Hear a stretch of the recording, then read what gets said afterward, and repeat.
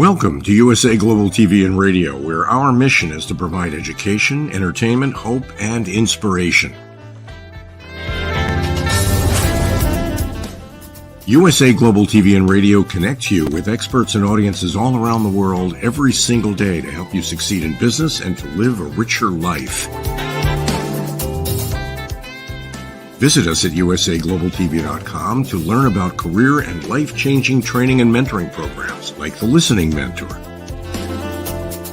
Subscribe to our newsletter to stay informed about our special programs and offers. Discover how you can become a guest on one of our shows or a host or producer of a USA Global TV and Radio show of your very own. That's USA Global TV and Radio, where the doctor is always in.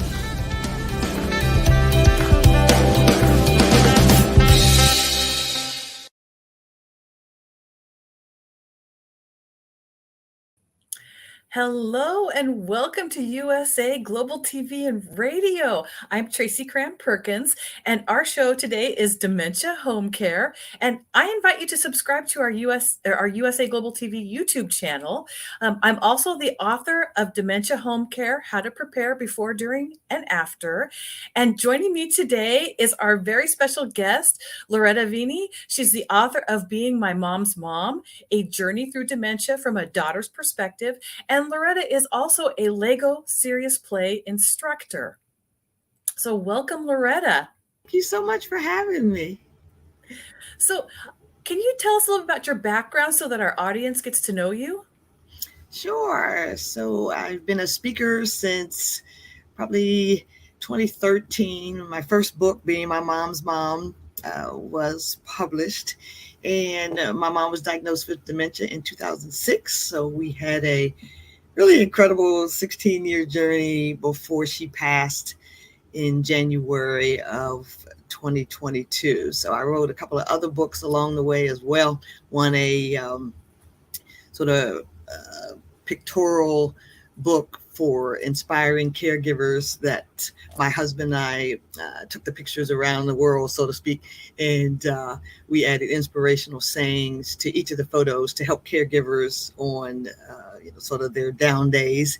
And then my mom and I did a coloring book together called Colors Flowing from Your Mind in 2017 for her 90th birthday. So been really busy speaking and traveling and helping to inspire caregivers. So that's kind of my story in a nutshell. Oh, that's fantastic.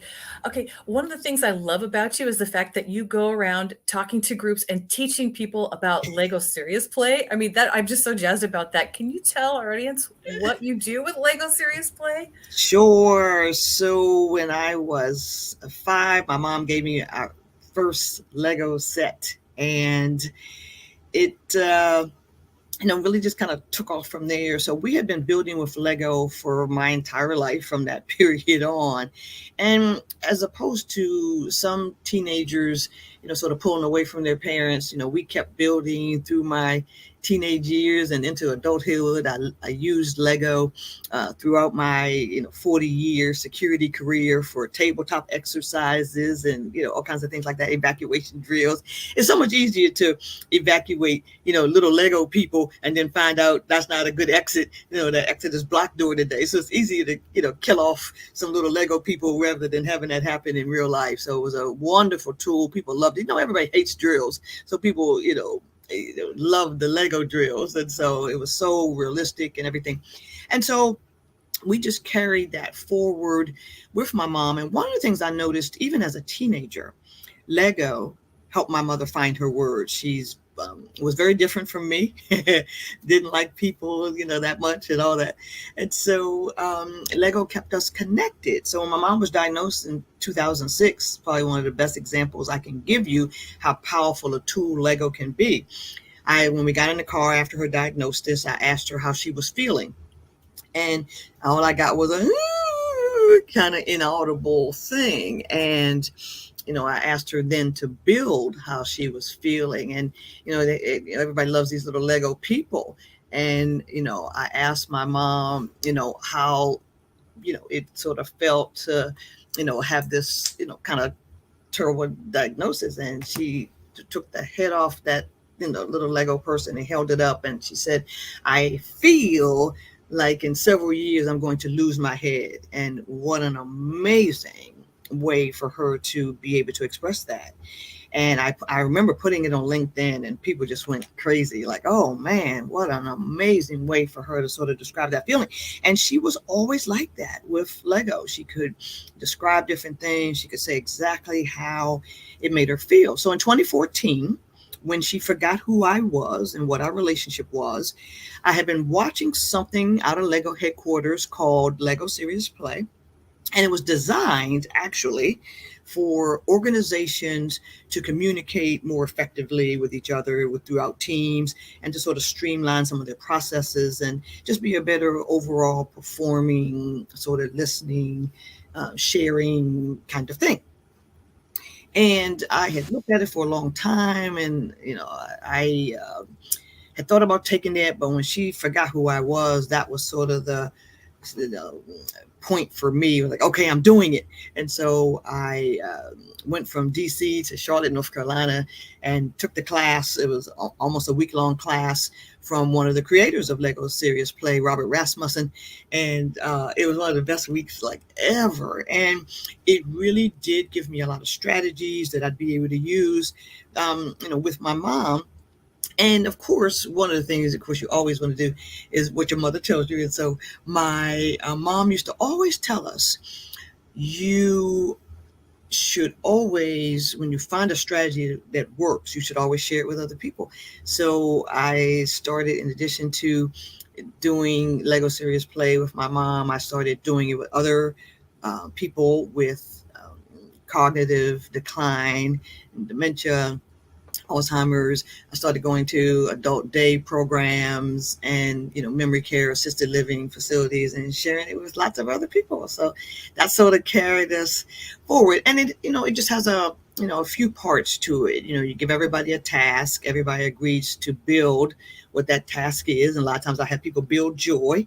And then everybody shares what they build. And then we kind of talk about what we've heard. Are there themes? Are there questions?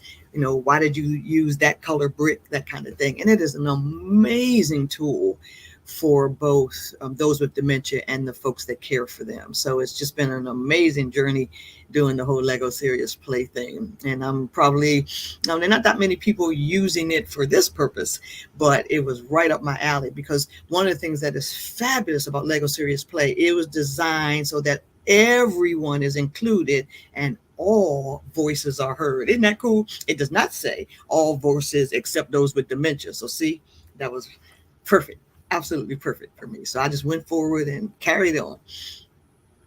Oh, that's fantastic. So when did you first start getting out and teaching people Lego Serious Play? So, it started pretty slowly. So I took the course in 2014, and I was really on the speaking circuit then.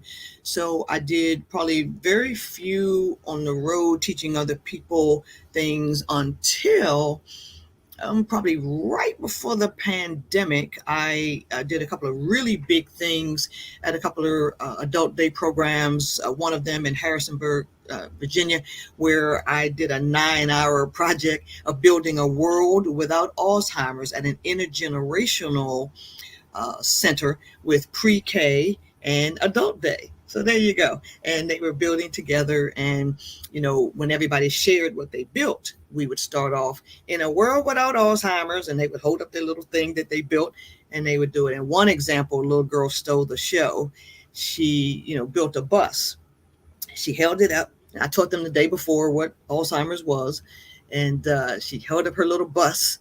And she said, in a world without Alzheimer's, my grandma would remember, how to ride the bus and what stop to get off. Everybody was like, yay. I mean, that's so amazing that, you could really process that. So the staff built, the adults in adult day built, and then all the classes of pre-K little kids built.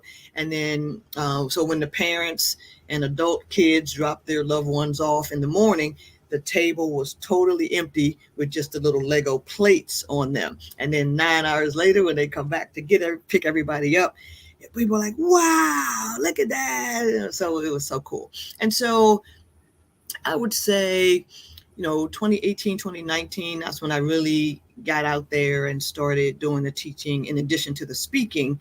And so now I would say the Lego is, sort of half and half with my speaking business. And that's what I, kind of always wanted. And it's so funny because TSA has kind of named me the Lego woman. So I go through, he's like, oh, there's that woman. Are those Lego bricks in there? Do you get paid to do this? Is this your job? And there's been twice, I'm not kidding, I spoke it on aging, I guess a couple of weeks ago now, and I'm looking at the exhibits and the vendors like everybody else, and all of a sudden this man yells out, "It's the Lego lady!" And everybody's looking around like, where? And so people come running over, he's taking pictures. It's hysterical. And so that's my thing. And he had seen me speak somewhere in Pennsylvania at some point. And that's my thing. And I have my Lego earrings. And, I did a thing in St. Louis using Lego Serious Play. And it was a whole group of Episcopal priests. That's a long story. But what was funny is I went to the Florida Everglades on this tour with some, RVing friends of mine. And, we're waiting to get on the boat and other people are getting off the boat. And then same thing. One of the ladies that was in the St. Louis class says, "It's the Lego lady." So all my tour guides are like, "Oh, what's the Lego lady?" And so she's explaining, "Oh, she's famous. She's famous. Google her." So the whole tour group is Googling me. And they're like, "Wow, look at this. It's so funny. Oh, you should have told us you were famous before we set off on our trip." But it was just so funny. And so, I guess I'm thrilled to be the Lego lady. And, but, in all seriousness, it has just been a profound experience for me because people say that, they've uncovered things they didn't know with their loved ones. They'll tell stories while they're building that family has not heard, previously. So, it's evident when the building is being done, it's evident how powerful a tool it really is. And, on LinkedIn and, other social media, you never know who's reading what you post or whatever. But man, I don't know how many people, but lots of people were clearly watching. And so when my mother died, I, of course, put it on LinkedIn. And Wonder Woman, we had named her because, hospice was always saying she was dying and then she never died. And so, when she finally did die, I put it up, of course, and all these people just came out of the woodwork and responded, "Oh, you taught me so much. And I went and bought Lego bricks and my grandma talked again." I mean, people who had never commented on anything. And we kept trying to print out, some of the, things people had written. And my mother always wanted to travel and never did. And so that was, just amazing that in dementia, she went around the world. And so when she, passed away, we got condolences from 18 different countries, Sri Lanka, Qatar, most people didn't even know where that was until the soccer thing a few months ago. And so you never know, the people that you're touching or, the impact you're actually having on people. So it's crazy good, as I like to say. So what a journey it's been. That is so amazing. Well, I did read your post when you posted that your mom had passed. And I have to say that I was really inspired by all the things that you were doing with your mom. And I saw one place that you talked about fidget toys, Lego fidget toys. Can you talk a little bit about that? Sure. Because it was such a calming influence, I'm not against drugs per se, but I hate when, the first thing people think about is to give them a drug to calm them down and keep them kind of quiet and that kind of thing. It's not what I wanted to do. And so since Lego had such an impact on her, I had Legos everywhere. And so, in the car, all around the house. But one of the things that I always wanted to do is, have things that she could, fidget with, and especially in places where, you wanted to control whatever behavioral challenges, that sort of manifests itself in this disease. And so one of the things that we never was able to explain at one point for like almost 2 years, my mother would read everything out loud. everything. So you'd be in CVS and she'd be in one of the aisles, KO pectate for diarrhea. People are like, what? And so in order to stop that, and the neurologist, nobody knew why that was happening. It was like, okay, one day she'll just stop doing it as quickly as she, started doing it. Like, okay. So in the meantime, I built some Lego things for her. This is a little revolving kind of windmill, and it doesn't, really make noise, and, she could play it and twist it and that. And this was a Lego house she made in 2014. You can see the doors open and the windows, and it was just something to keep her hands busy. I did have a couple of things that clicked and twisted and spun around as well. And so that was all about just honestly preventing her from, reading everything out loud in the doctor's office, disturbing other people, because, she had this really loud, monotone voice as the disease progressed, and didn't want to scare people and all that. So just to be honest, that was why it was created. But then other people wanted some for their loved ones too. So, I was making them, for a while before I got really busy, but they were very helpful, I think. And in the car, especially, living in the Washington, D.C. area, there's always traffic. And so when my mother got to the point where she would say over and over, I want to go home, I want to go home, I want to go home, I want to go home. When she had the Lego bricks in her hand, she not only didn't repeat things, she rarely talked at all. She just was mesmerized by the colors, and, her eyes were so focused. And, what we have found is that no research per se, but, the deeper they go into the disease, the more the bright colors, really engross them. And so I used the brightest of colors and things. And what's interesting about the Lego Serious Play bag of bricks, Lego does make a kit for Lego Serious Play called the Explorations bag. That's a really cool title. And I did use that kit for a while, but I ended up making my own kit. I call it the Inspiration Kit, because I want people to be uplifted. So it had really bright colors, but it also has a Lego heart. And the people are like, oh, that heart is so cool. And it has a heart. I picked that piece specifically because people with dementia, they need a lot of love, but they can still give a lot of love too. And the same thing for caregivers. On that worst caregiving day, you certainly want to feel loved and, be loved. And sometimes, especially if it's your parent or your spouse, and they can no longer show love in the way they had in the past, at least you got that little Lego brick to help you along the way. And so I have that, and it's by far everybody's favorite piece in the kit for sure. So that's kind of how that came about too.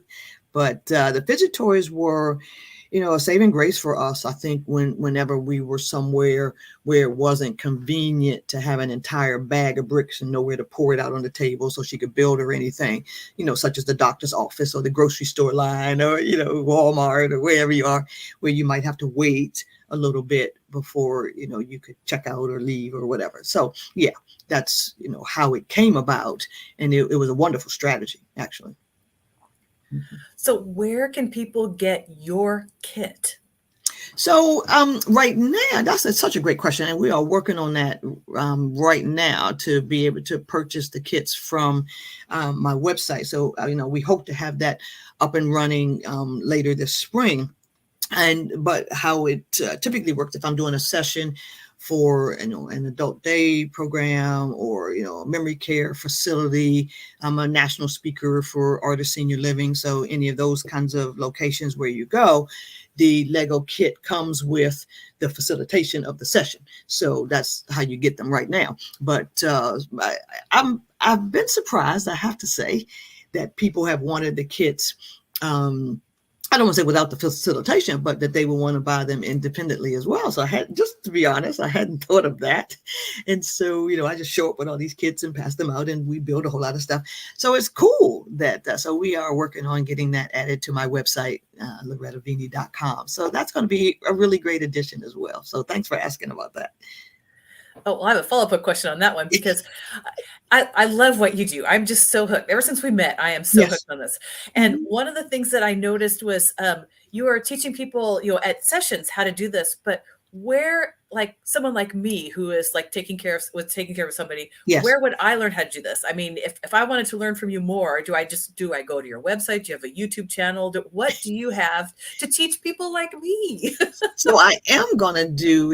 I do have a YouTube channel. I haven't really used it for that, and I'm also going to be doing that, sharing with people how to do that. So we're working on that as as well. Just honestly, I have done so sort of some one-on-one family things. I've gone back and forth with emails for people, and giving them little tips. And so for right now, what I share with people is that in the early stages, you can pretty much build pretty much anything. Let's build our favorite memory, our favorite vacation spot, our favorite first home. I've had couples build their dream home. When people are first diagnosed, one of the biggest things I have people build is their bucket list. I think we may not intend to, but I think we're so traumatized by the diagnosis at times, we sort of, put the person over here in the corner and just sit there. We don't want to talk about it much. But, just because somebody's diagnosed with dementia doesn't mean their bucket list goes out the window. As a matter of fact, you just want to speed it up a little. And so I always ask, what's still on your bucket list? And they come up with these amazing things. I still want to travel. I want to go to Dubai. I want to see my, grandkids graduate from high school, all of these kinds of things that people still want to be able to do. And I want to provide that outlet for that. So, it's really anything in the early stages, kind of anything goes. You go to Walmart or Target and you buy a little, and here's the thing. You want to buy one of those boxes they call the classic box. They have it in both the small Lego bricks, but also the larger Duplo bricks, which, my mother could do both because we had been using them for years. And I do want to say that they do work together. I meant to have this out before we got online, but one of the things that's cool about these are the Duplo bricks. And so these are, great for people who have some dexterity issues. So I would say have both on hand if you're going to buy, just buy a small little classic kit. And what a classic kit is, it just has brightly colored bricks like these with no instructions. So instructions are everybody's worst nightmare for somebody with cognitive issues. Let's just say that. So don't go out. Now, I know Lego has an adult series with these beautiful botanical flowers. That's not going to work with anybody with any kind of cognitive thing. They'll tear the book in half and be really frustrated. It's not what we want. We want to let them use their art, their creativity, their hands. Lego has a saying, think with your hands. And it's a phenomenal thing, and people do it, and it works amazingly well. So a classic box has no instructions. It's all about the imagination, and you do that. And so, but as it progresses, you just let them do what they want. I'll show up at a adult day place or one of those continuing care things. And when I work with people with the late stages, you always want to have the Duplos so they don't put anything in their mouth. In the early stages, one of the things that was cool about it is that, you can leave them with the kit. You can go unload the dishwasher or fold some laundry, all that. When they start to progress into the middle and late stages, do not leave them alone with a lot of Lego bricks, especially not the little pieces where, it comes apart. You don't want to do that.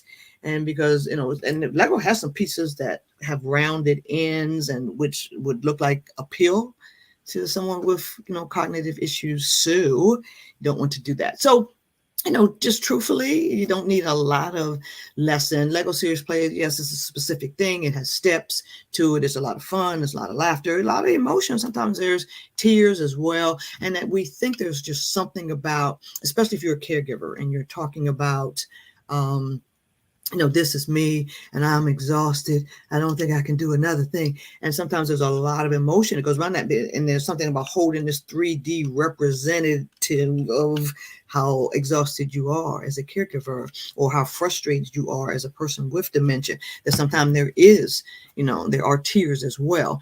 And so, it doesn't take a lot of lessons or teaching. It's just really about being creative. And when they get to the late stage, I just pour the bricks on the table and it's like, build what makes you happy. Okay. And they go for it. And so, not a lot of rules, not a lot of things to remember. It really is about having fun.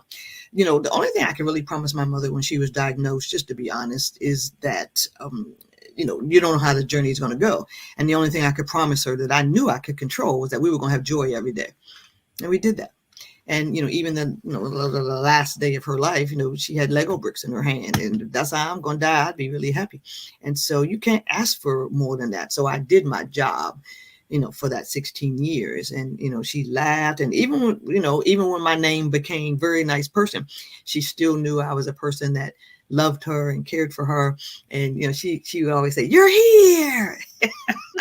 And then you get the bricks out and she says, "Yay." And what's funny about the Lego bricks, if you don't like it, if she didn't say "yay" or "that's pretty," we did something else, you just take it apart. And then she would put it, "That's better."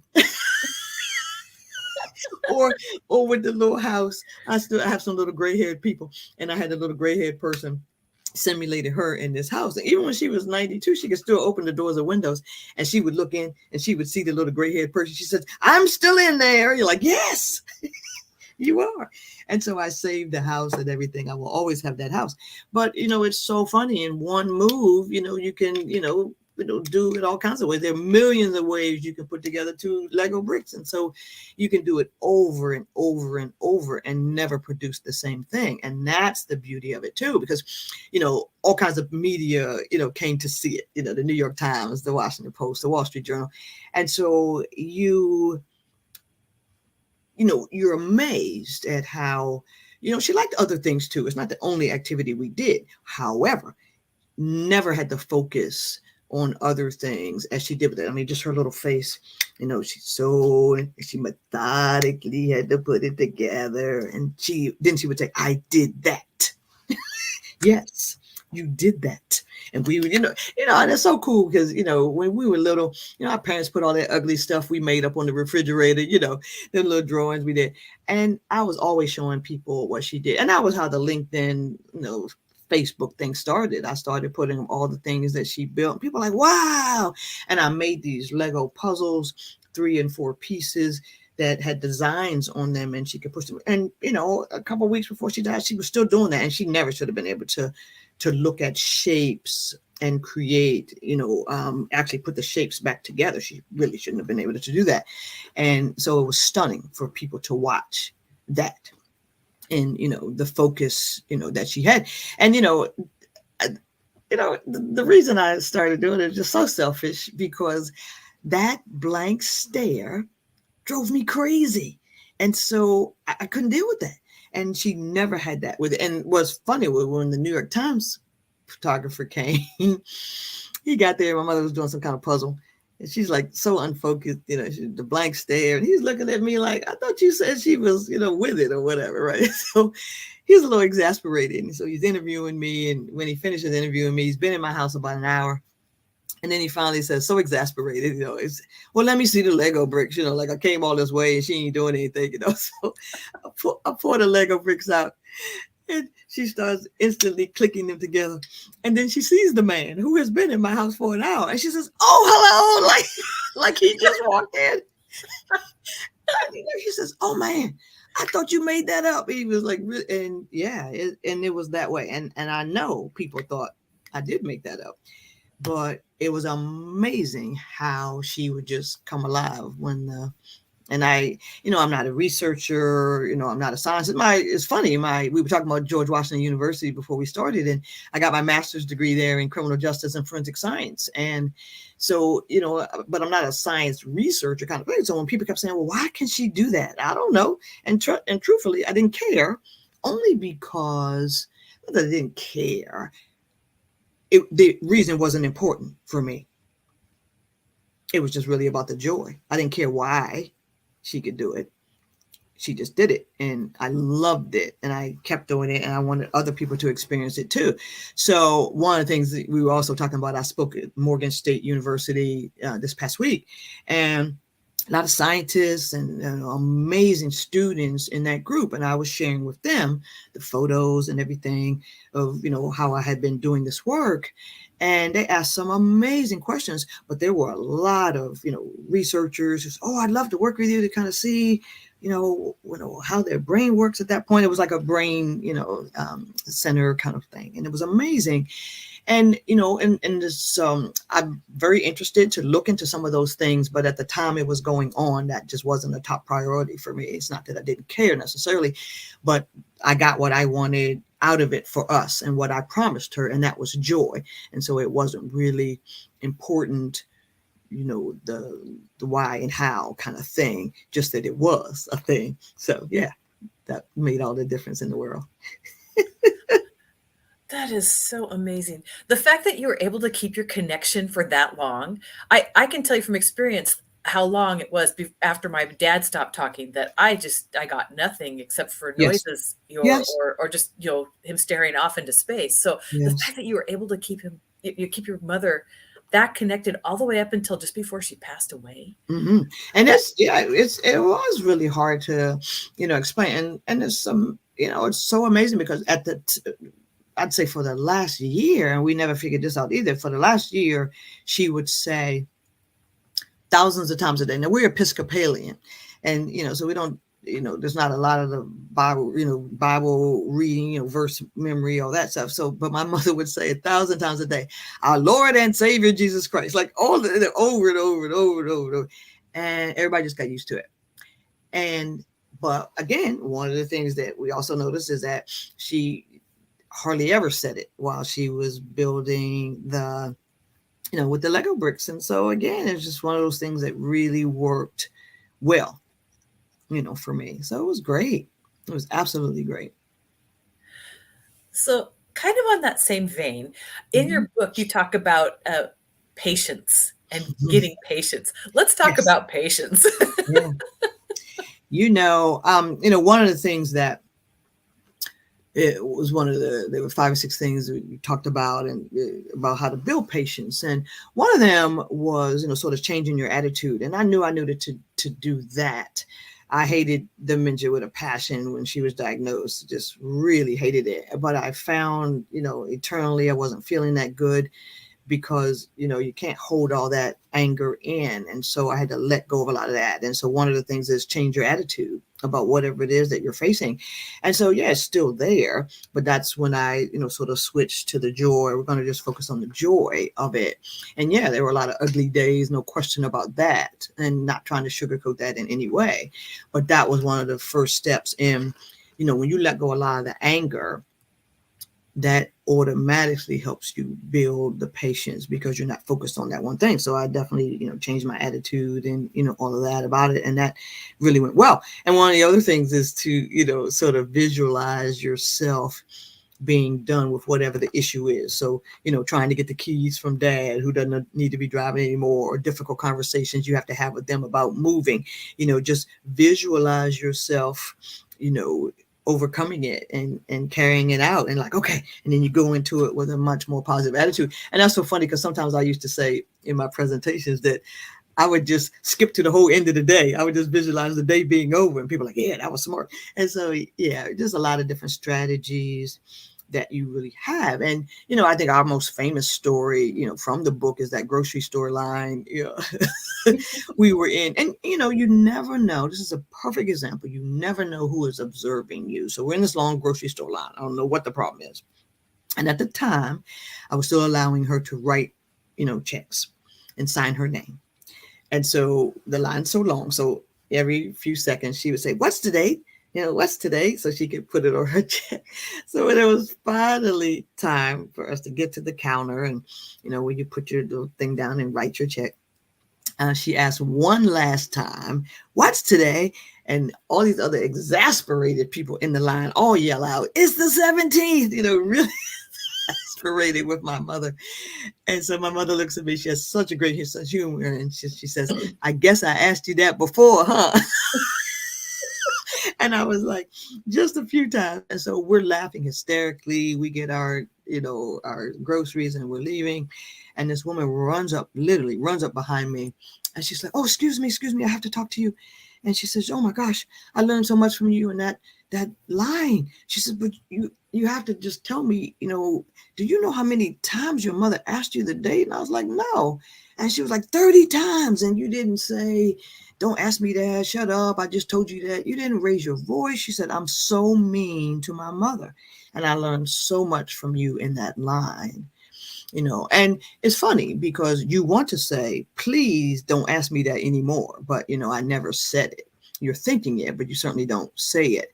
And I also can do more than one thing at a time. So in that grocery store line, I'm reading the headlines of the National Enquirer and everything else at the checkout, looking at the candy. I'm doing all that stuff. So every time she would say, what's the day? I would be reading who's sleeping with who on the National Enquirer and what kind of candy bars on sale. And I just answered her. She's my mother. She asked me a question and I answer it. It was as simple as that. I would pretend it was the first time she asked me. So that's what I would say. Oh, that is so amazing. It is. And it was always no matter where we were, Walmart, McDonald's. Well, my mother never had been to a McDonald's before dementia. And then we went all the time. And she would always say, have I been here before? And they would say, see you next week, Miss Doris. She would say, okay, and off we go. And so people just got used to it. I wasn't going to keep her at home because she repeated the same stuff over and over. If you were embarrassed, that's on you. And so I wasn't going to hide my mother from people because of that. But I also recognized it was always the number one comment we got. You are fabulous with your mother. And I would always say, oh, thank you, and especially if we were in like the Walmart line, she would say these outrageous things, and she would say, I forgot my purse. I don't have any money. I said, that's okay. I would pay for it. And then she would look at the other people. My daughter would pay for yours too. I'm like, no, I didn't say that. Don't you be volunteering me for that. Or like she went through this food phase where she would tell people they don't feed me. I'm like, stop it before people call social services on us, So I would show all these I would take all these pictures of us eating to show you just had lunch, So I mean, and a lot of it was funny and people loved our attitude about it. We probably should have had a very successful, we could have had an amazing TikTok channel when she first was diagnosed, because she was hysterical. She could have been a stand-up comedian if she didn't have dementia. And so we just tried to see the joy in all of it. But there were, like you said, some horrible times, but I wasn't going to hide her in the corner or do any of that. And again, because you don't know who's watching, we went to a Walgreens once to get a prescription, then we were going to get ice cream. And all of a sudden, standing in the parking lot, my mother throws her skirt up over her head, showing all her little, things. And what's funny is that, remember when we were little, our parents would say, always wear clean underwear in case you get hit by a car. Well, she had on the cute little Depends that had some flowers on it. It was so hysterical. And I'm looking around and like, oh my God, please don't let other people be looking. So I'm trying to put her skirt back down, and then all of a sudden, this other woman comes running at me with her arms out like she wants a hug. I don't know this woman, but I'm going to play along. So I hold my hands out, we hug. And then she says, honey, I'm right there with you. Last week, my husband dropped his pants in Walgreens and we hugged again like we'd have known each other our whole lives. And see, you never know, who's watching or, like, oh, I've been there, girl. And so it's so hysterical. You meet all these people you never would have met in your life. And we had our little hugging moment and then we left. And we went and got our ice cream and forgot that whole thing ever happened. But, when these embarrassing kind of things come, you just have to have the right attitude about it. And that increases your level of patience too. And one of the most amazing things about patience now with the Lego Serious Play is that this woman said, oh, I'm so mean to my husband. He's up all night and I'm not sleeping. He wanders all night and I'm yelling at him from the bedroom, come back to bed, which he doesn't do. So I said, well, next time he wanders, you get up and build with your Lego kit. You build patience. And I never really thought she'd do it. She sent me a picture. She said, look, I didn't yell at him at all last night. He got up, he did a circle, he does what he always does. And he said the whole time, I built and built. And then, he tires himself out and he goes back to bed. Then she got into bed too. She said, I didn't yell one time. And so she sent her picture of patience. And it was amazing. It was amazing. Oh my gosh, Loretta. It's a cool story. Yeah. That is so cool. It is cool. It is cool. And so I tell, the last thing I say to people at the end of a Lego Serious Play session is keep building. Take it apart. You don't feel this same way today, that you feel tomorrow, you do that or that. And so the Lego bricks are yours to continue to build. Don't just put the bag in a corner and leave it. Always use it to, my friends call it Lego therapy. They're like, oh, I had a bad day, girl. I need to come over for some Lego therapy. Like, okay, come on. And so, yeah, it's amazing. It's amazing. Oh my gosh. Well, our time is up, Yes. but I cannot thank you enough for coming today. Thank you so much. It was awesome. Thank you for having me. I appreciate it. It was so much fun talking with you. Oh, well, until next time, I want to thank you, Loretta, for joining us, and also want to thank the audience for joining us. And we'll be back again on May 23rd.